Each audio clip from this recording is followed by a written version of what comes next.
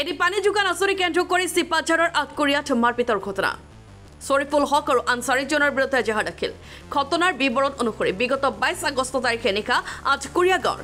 এঘৰত বৰলৰ বাহ পাৰিবলৈ গৈছিল অসম ফুটবল সন্থাৰ খেল পৰিচালক মুস্তাফিজুৰ ৰহমান আৰু তাৰ 3 বন্ধু সেই সময়তে আটকুৰিয়া পানী যোগান আঁচনিৰ জলমিত্ৰ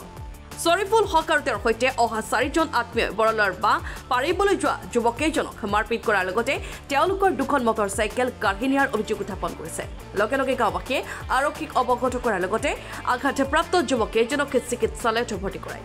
গাঁওবাসী একত্ৰিত হৈ মাৰপিটৰ লগত জড়িত থকা শৰীফুল হক আৰু তেওঁৰ আত্মীয়ক শাস্তি দিবলৈ প্ৰশাসনৰ ওচৰত দাবী জনাইছে সন্ধিয়া প্ৰায় 10:30 মান বজাত এই স্থানীয় গাঁৱৰ আটকুৰিয়া আনোৱাৰ হুছেইনৰ ঘৰত এখন বৰলুবা আছিল তেওঁ মানে বৰলুবা কাৰণে বহুত অসুবিধা হৈছিল মানুহক কামুৰিছোঁ মেডিকেলো কৰিছে মানে অলপ মানে আবৰা টাইপ মানুহ আছে তেওঁ বিকলংগ সেয়ে হেতুকে তেওঁ মানে বাঁহখন আঁতৰিবৰ কাৰণে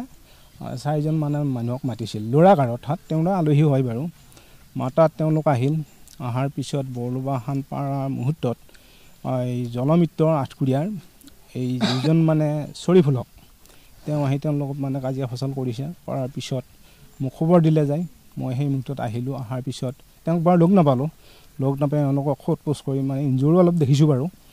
তাৰপাছত তেওঁলোকৰ বাক্যখিনি মই পঠাই দিছোঁ তাৰপাছত মই গুচি গৈছোঁ আৰু জলমিত্ৰ যিটো বৰ্তমান আছে আজি প্ৰায় 3 বছৰমান হ'ল এতিয়ালৈকে মানুহবিলাক পানী পোৱাই নাই আৰু তাৰ মানে বস্তুবিলাক চুৰি হৈ থাকে কিন্তু কোনে নে আমি সেই কথাটো নাজানো কৈ থাকে চুৰি হৈছে পানী দিব পৰা নাই বুলি কয় আৰু তেওঁ কেইখন গাঁৱৰ পানী পাইছে মোটামুটি হিলাকুৰি আটকুৰিয়া এই দুখন গাঁও পায় 3 বছৰ পানী পোৱা নাই হয় পানী পোৱা নাই মাৰপিটটো কিহৰ কাৰণে হোৱা বুলি আপোনালোকে মাৰপিটটো তেওঁ ভিতৰি কি আছে সেইটো মই নাজানিম কিন্তু কাজিয়া কৰাটো হয় আৰু ঘটনাটো কিমান ৰাতি আছিল কাজিয়া এতিয়াতো প্ৰায় 10:30 মান বজাত 10:30 মান বজাত পিছত কি হ'ল গম পাইছে পিছত মানে আৰক্ষী আহিল বাৰু ময়ে ফোন কৰিলোঁ তেওঁলোকক আহি তাত কথা সোধ পোছ কৰি পেলাই কথা তেওঁ ইনকুৱাৰী কৰি পেলাই 2জন গুচি গৈছে আৰু চাৰাত আমাৰ ঘৰত এখন বৰলৰ বাঁহ আছিলে এই বৰলৰ বাঁহখনে এদিন এই জুই ধৰিছিলে মোৰ বাইদেউ এটা আছে কলা কাণেৰি নুশুনে তেওঁ এদিন কামুৰিছিলে কামোৰাত মই তাৰমানে হস্পিটেলো লৈ গৈছোঁ তাইক লৈ যাই ঘৰত ঘূৰি আনিলোঁ আনাৰ পিছত মই চিন্তা কৰিলোঁ তাৰমানে বৰলৰ বাঁহখন ভাঙি দিওঁ এইবুলি কেইটামান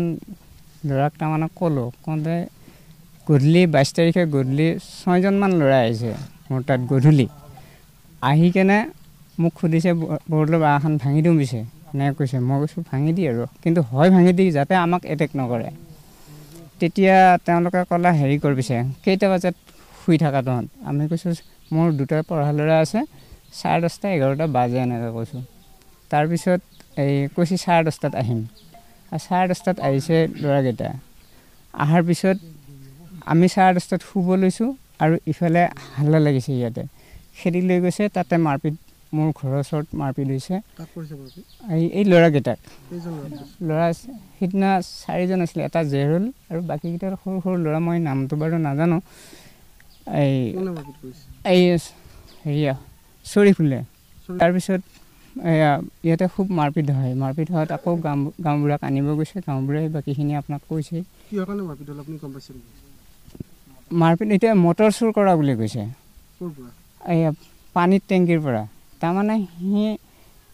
কেইজনমান ল'ৰা ইয়াতে ঝুম পাতি আছে তাৰমানে সিহঁতৰ আৰু 2জন আহিবলগীয়া 2জনক ৰখি আছিলে তাৰমানে ৰখি থকাত সি ভাবিছে মোৰ মটৰে চুৰ কৰিব নেকি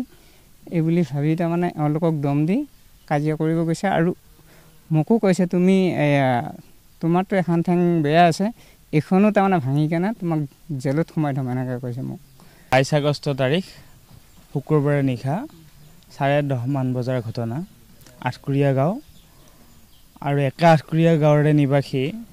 যিকেইগৰাকী ল'ৰা আনোৱাৰ হুছেইনৰ ঘৰত বৰলৰ বাঁহ ভাঙাৰ উদ্দেশ্যে আহিছিল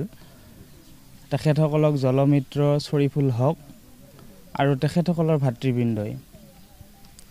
মই যিটো সময়ত উপস্থিত হৈছোঁ সেই সময়ত মই মাৰপিট দেখা নাই মই যিখিনি অনুভৱ কৰিছোঁ যিমানখিনি জানিব পাৰিছোঁ আটাইকেইগৰাকীকে অচেতন কৰি পেলাইছে মাৰি ইতিমধ্যে 3গৰাকী অচেতন হৈ পৰাৰ পিছত এগৰাকীয়ে গাঁওবুঢ়াৰ ওচৰত গৈছে, গাঁওবুঢ়াক লৈ আহিছে, তাৰপিছত বাপেকক খবৰ কৰিছে এগৰাকীয়ে, আকৌ বাপেকক খবৰ কৰোঁতে বাপেক আহি পাওঁতে বাপেককো অচেতন কৰি পেলালে। তাৰ পৰৱৰ্তী পৰ্যায়ত তেখেতসকলক হস্পিটেলাইজ কৰা হ'ল। হস্পিটেলত আপোনালোকে নিশ্চয় দেখিব যিকেইগৰাকী আঘাতপ্ৰাপ্ত হৈছে আজিও ভালকৈ সুস্থ অৱস্থাত ফুৰিব পৰা হোৱা নাই। দুগৰাকী বেছিকৈ ইনজিয়ৰ হৈছে, এগৰাকীয়ে চকু আৰু মূৰত খুব দুখ পাইছে, হাতত চুৰি কটাৰীও লৈ থকা বুলি মই শুনিবলৈ পাইছোঁ। মই যিহেতু দেখা নাই, মই ভুক্তভোগী নহয়। এই ঘটনাটো হোৱা বুলি কোৱাৰ লগে লগে আমি আছিলোঁ এখন দোকানতে বহি বাহিৰত, সেইখিনি সময়ত এনেই আৰু আমি ল'ৰা মানুহ অলপমান সময় থাকোঁ ইফাল সিফাল কৰি। তাৰপিছত সেনেকৈ 10:30 মান বজাত যেতিয়া ঘটনাটো হোৱা বুলি খবৰ পালোঁ, তাৰ পৰৱৰ্তী পৰ্যায়ত আমি এই ঠাইলৈকে আহিলোঁ। আৰু মই যিটো ঠাইত আহিছোঁ আচলতে আমাৰ যিটো আঠকুৰীয়া ঘিলাকুৰি পানী যোগান আঁচনি তাৰ সন্মুখত আহি মই ৰৈছোঁ, কাৰণ তাতে মানুহখিনি জুম হৈ আছে। তালৈকে যেতিয়া গ'লোঁ তাতে শ্বৰিফুল হক আৰু ছামাউন হক, আচলতে ছামাউন হকে যদিও তেনেধৰণৰ উগ্ৰমূৰ্তি ধাৰণ কৰা নাই, তেখেতো এই কাৰ্যটোত জড়িত হৈছে বুলি মই অনুভৱ কৰিছোঁ, ধাৰণা কৰিছোঁ। মোকো তেওঁলোকে পাৰিলে অলপ লপাথপা কৰিবলৈ বিচাৰিছিল, কিন্তু যিহেতু সামাজিক মানুহ হিচাপে গোটেই সমাজখনত আমি আগৰে পৰাই জড়িত হৈ আছোঁ, মানুহখিনিয়ে জানে। আৰু সৰু ভাইটিটোৱে হয়তো এই কথাখিনি নাজানে, মোকো নাজানে বা নুবুজে। তাক মানে তেখেতে গলহতিয়াইছে, গলহতিয়াই তেখেতক কৈছে ইমৰাণক একো নকৰিবি,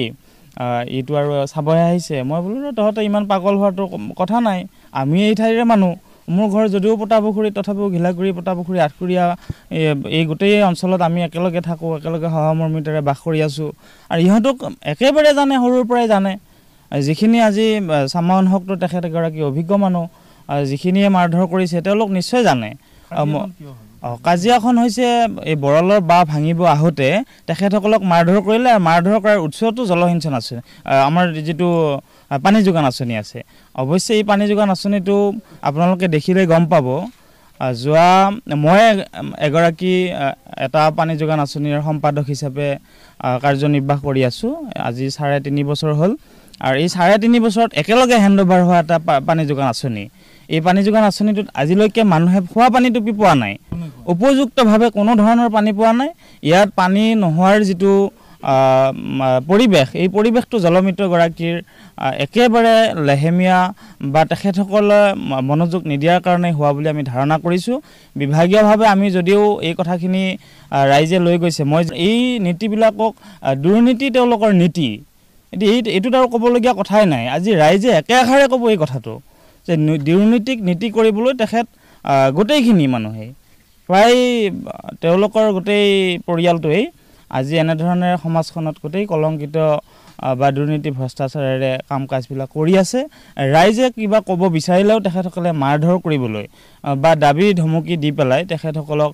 মনে মনে থকাৰ যিটো এটা প্ৰৱণতা, এই প্ৰৱণতাটোৱে সাংঘাতিকভাৱে গ্ৰাস কৰি আহিছে। 22 তাৰিখে সন্ধিয়া মোৰ লগৰ 3জন ল'ৰাই মানে আনোৱাৰ হুছেইনৰ ঘৰত এখন বৰলৰ বাঁহ পাৰিবলৈ গৈছিলে। যোৱাত তেওঁলোকক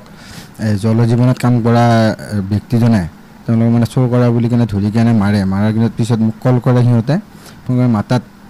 দেউতাই মই তালৈ যোৱাৰ পিছত মোক জল জীৱনত কাম কৰা মানুহজনে মোক ধৰি কেনে মাৰি কেনে মানে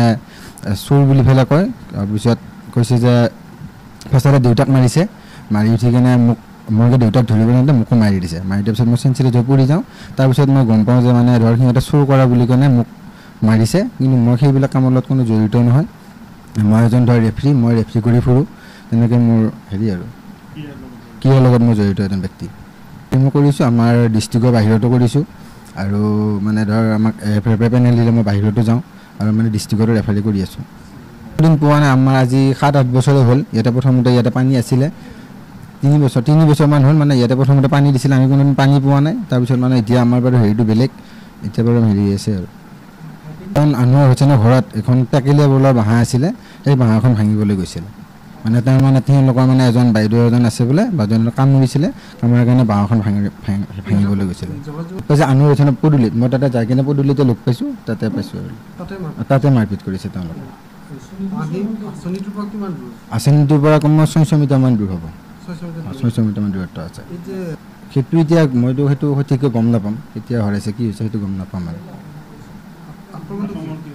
আক্ৰমণটো কৰিছে মই চুলি দেখা পাইছোঁ তাৰপিছত আৰু লোহাৰ চিপেৰে মোক মাৰিছে মূৰত ইয়াতে মাৰিছে আৰু চকুত মাৰিছে আৰু কি এতিয়ালৈ মানে ব্যৱস্থা এতিয়ালৈ লোৱা দেখা নাই কাৰণ ব্যৱস্থা ল'লেতো একো এতিয়ালৈকে এৰেজ হ'লেও যিকোনো এজন কোনো এতিয়ালৈ এৰেজ হোৱা নাই মানে মই উচিত তদন্তটো বিচাৰোঁ আৰু বেলেগ একো নাই এজাহাৰ দিছোঁ থানাত এজাহাৰ দিছোঁ তেওঁলোকৰ ওপৰত দ্বিতীয়লৈ মানে মেডিকেল কৰা হৈছে মই হেৰিত মঙলদৈ চিভিলত মই 2 ৰাতি এদিন থাকি আহিছোঁ দুজনৰ অৱস্থা এতিয়া বেয়াই এজনক মানে হেৰি কৰিছে খচিছে খচাৰ কাৰণে তেওঁক বৰ্তমান কালি গৈছিলে আল্ট্ৰাচাউণ্ড কৰিবলৈ তেওঁৰ ৰিপৰ্টটো আজি আনিব যোৱাৰ কথা আছিলে কি হৈছে এতিয়ালৈ গম পোৱা নাই তেওঁৰ নাম জেহেৰুল ইছলাম আৰু মোৰ দেউতাক মাৰিছে মমতাজুল হক দেউতাকো মানে এনেই মানে ককায়েকটো মানে সোধা পোছা কৰি থাকোঁতে আহি কিনে এই যোনটো সিহঁতৰ মানে সেইটো সৰু ভাইকটো যোনটো মানে জলজীৱনত কাম কৰে তেওঁ আহি কিনে মাৰি দিছে ডাইৰেক্ট সোধা পোছা নাই আৰু একো ৰিপৰ্ট এণ্ড 24 আছাম